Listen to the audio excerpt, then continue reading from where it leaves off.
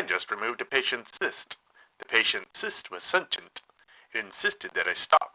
I would have sympathized, but the sentient cyst silenced my soul by repeatedly stating that it stood with Kasogta, whatever that is. And it seems that said Kasogta demands serial screaming infant sacrifices.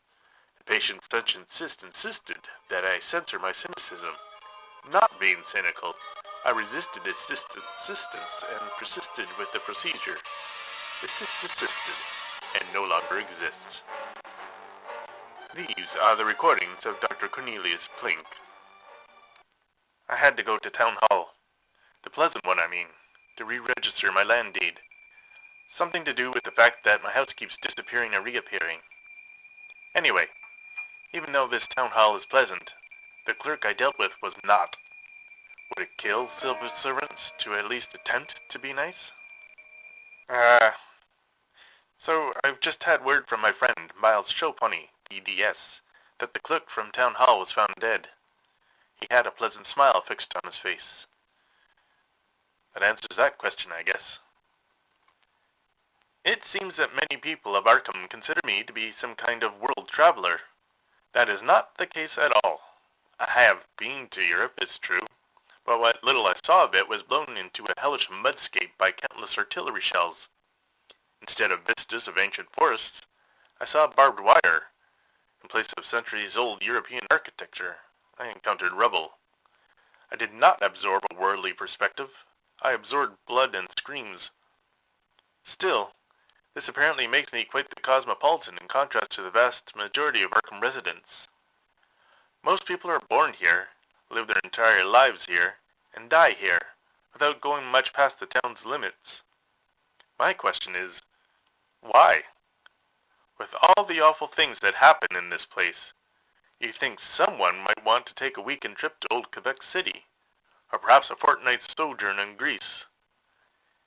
What keeps Arkham's people so bound to this city? And is, whatever it is, wrapping me in its webbing even as we speak? I've always wished that I could have a bit of an artistic flair. So I pulled out a notepad and attempted to write some poetry. Except, this isn't what I wrote. It's all gibberish. Pingli migluf wen kulu rayai winagal ftang? It doesn't even rhyme. The search for the missing dock-workers continues. Townfolk of all backgrounds have come together to find out whether the dock-workers survived whatever flood may have washed away their brother a couple of weeks back. Excitement was high, and there were a number of times when we thought we had found them, but it was just Bishop Tantrum's usual screaming instead of a shout for aid. We had to ask the bishop to retire from the search party. On the plus side, I've finally been able to spend some time chatting with the ladies of the night from Rivers Street. They really are stunningly beautiful. Even the gills are quite attractive. Pearlescent, you know, when seen in a certain light. I've been asked by friends if there are churches in Arkham. There certainly are. A great many of them, in fact, of multiple denominations. They're all on the small side. Usually, you can tell a town or city's focus, its core principles, if you will, by what kind of building towers the highest. In Chartres, the cathedral draws your eye. In New York, towers race to the sky, each trying to be the altar of financial gods. Here, our biggest building by far is the central structure of Miskatonic University. Here, knowledge is king. Knowledge of what? Well, that is what I'm still trying to figure out. Speaking of edifices, when grows used to bell ringing?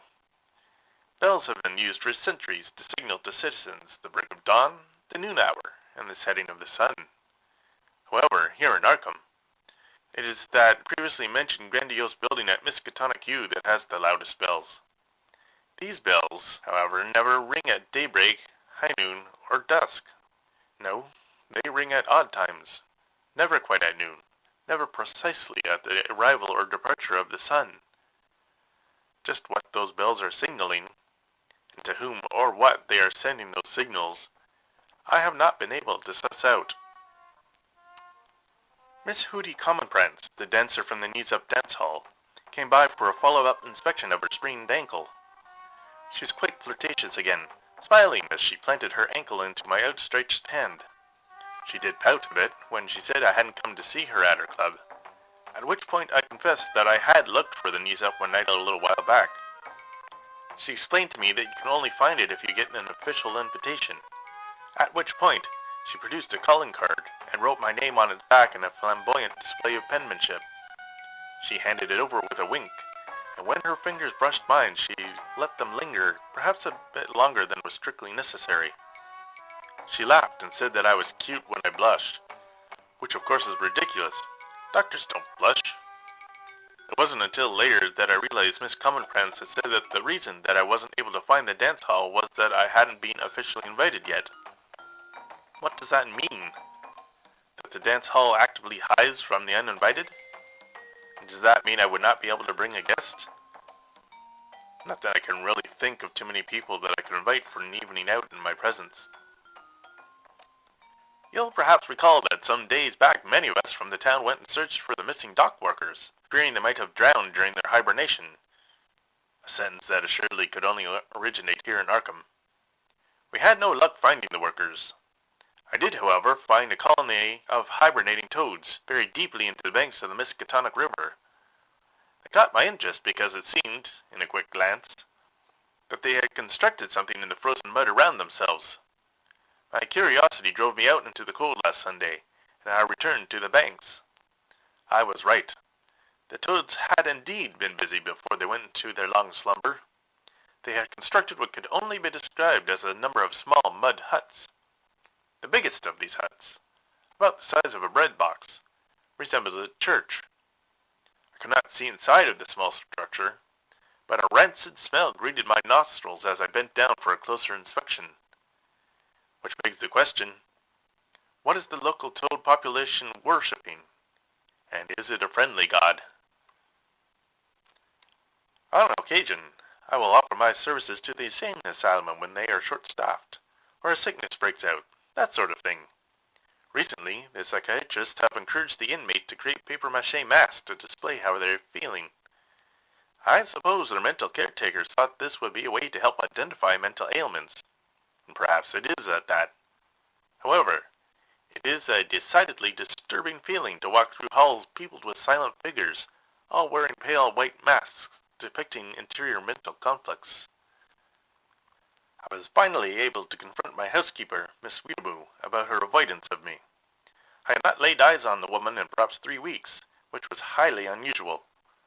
I am not the type that believes employees should not be seen or heard, but should just be some kind of utilitarian fairy or goblin that scurries back into invisibility once his duties are complete.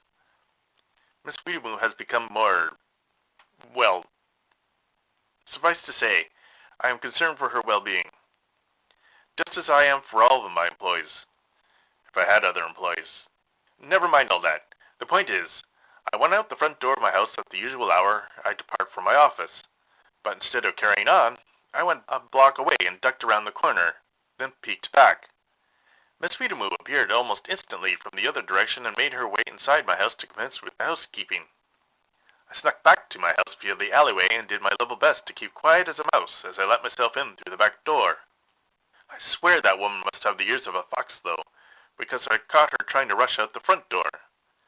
I demanded that she stop on the spot or that I would dismiss her from her post. I do believe that even then she was of a mind to leave. I saw her hand reach for the front door's knob, but then she let it drop. I asked her to turn around, and she, with much reluctance, complied. It was then that I learned why she had been avoiding me for the better part of a month. She had been beaten. Her face was recovering, but she still had the lingering marks of a fattened and split lip, and a swollen eye, as well as some bruising along the sharp and bold line of her left cheekbone. Perhaps you think me emotionless based on these recordings. I know that sometimes I can come across as monotone, without feeling. Miss Weetamoo herself has teased me about trying out an emotion after hearing parts of my recordings. I assure you, my lack of expressive behavior comes from nervousness while recording myself, not from a lack of feeling. I certainly had a stew of emotions upon seeing her face in that state, and it took some effort on my part to retain a detached medical professionalism. I asked who had done this to her. What man would dare to treat her in this manner? Do you know what that sassy woman did? She laughed. She laughed at my concern for her safety. I'm afraid those heated feelings I mentioned got the best of me, as Miss Weetamoo was likewise consumed by her own. We had quite a row right there in my hallway. She finally got around to asking, in a surprisingly loud volume, why I cared so much about her face, stating that I never seemed to care about it before. I told her it was my job to care about injuries done to human beings. For some reason this, above anything else said during our exchange, sent her into a fury, and she stormed out of the house, yelling that perhaps I should concern myself more with the face of my, quote, dance hall tart, unquote, presumably meaning Miss Hootie Commonprance from now on, rather than herself. I told her I might just do that, seeing as how Miss Commonprance had given me an invitation on a card, which I then proceeded to fumble from my billfold and wave in the air.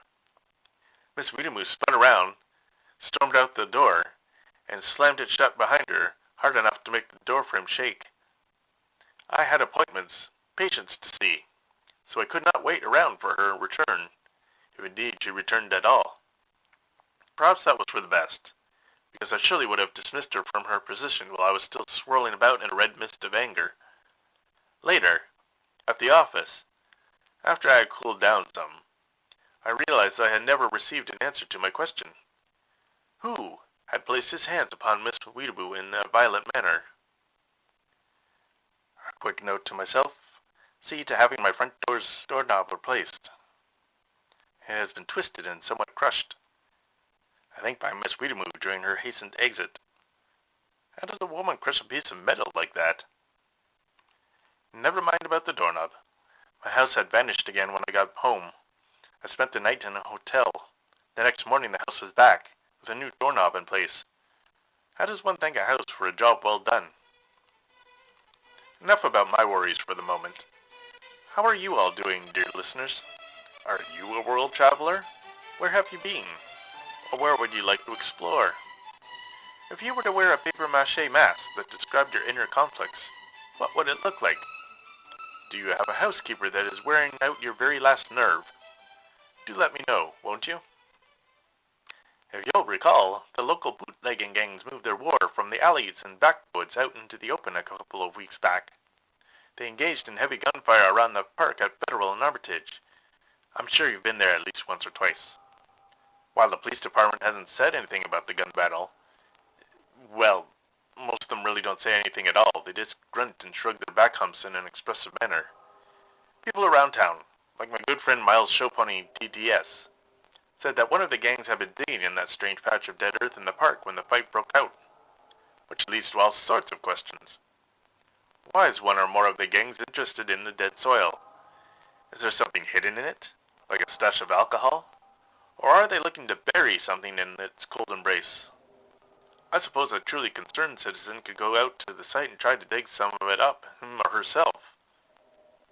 Although at this time of year the ground is frozen solid and might hurt one's hands. Not good for the sort of fellow where hand strength and steadiness could make the difference between life and death, like a doctor. Yes, best to leave such things to the local authorities. As I leave you, I beg that you consider the following. The odds that your parents got together, and before them your grandparents, and then your great-grandparents, and so on, going right back to the dawn of humanity, were astronomically against your favor. But here you are, nonetheless. And just think, you could have turned out so much worse than you actually are. Well done, universe, and well done, you. Until next time. Overnight for Observation was created by Daniel Fox. Daniel is the author of the horror story, Lacey Lane Makes Plans for Her Future.